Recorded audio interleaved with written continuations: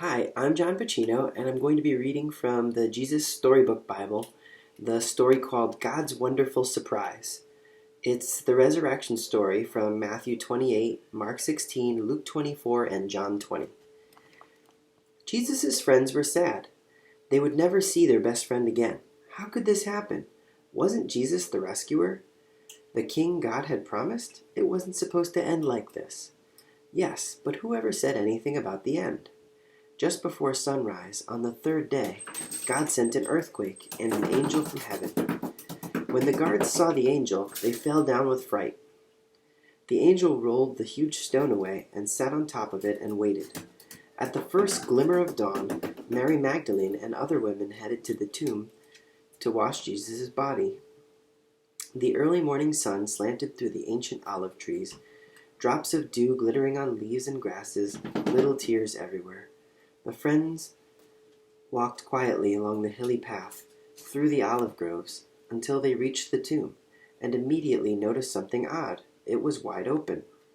They peered through the opening into the dark tomb. But wait, Jesus' body was gone.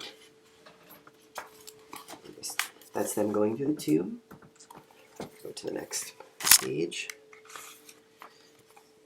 And something else. A shining man was there, with clothes made from lightning. "Don't be scared," the angel said. But they couldn't help it. They screamed anyway. The angel asked them, "What are you doing here?" "This is a tomb, and tombs are for dead people." The woman couldn't speak. "Jesus isn't dead anymore," he said. "He's alive again." And their hearts leapt. And then the angel laughed with such gladness that they felt for a moment as if they had woken from a nightmare.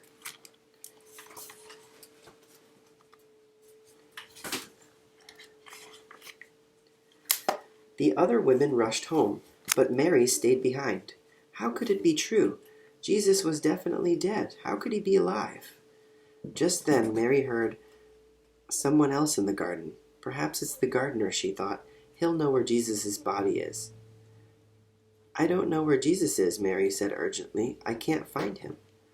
But it was all right. Jesus knew where she was, and he had found her. Mary. Only one person said her name like that. She could hear her heart thumping. She turned around. She could just make out a figure. She shaded her eyes to see, and then thought she was dreaming.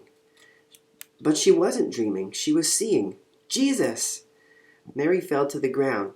Sudden tears filled her eyes, and great sobs shook her whole body. And all she wanted in that moment was to cling to Jesus and never let him go. "You'll be able to hold on to me later, Mary," Jesus said gently, "and always be close to me. But now, go and tell others that I am alive." There's Mary with Jesus. Mary ran and ran, all the way to the city. She had never run so fast or so far in all her life. She felt she could have run forever. She didn't even feel like her feet touched the ground.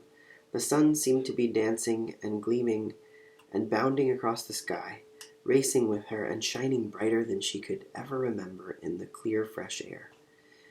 And it seemed to her that morning, as she ran, almost as if the whole world had been made anew, almost as if the whole world was singing for joy. The trees, the tiny sounds in the grass, the birds, her heart.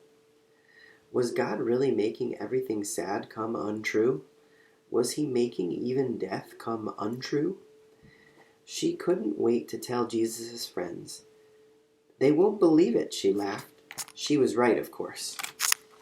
That's Mary running. And that's it for that story. I hope you guys liked it, and watch for the next one.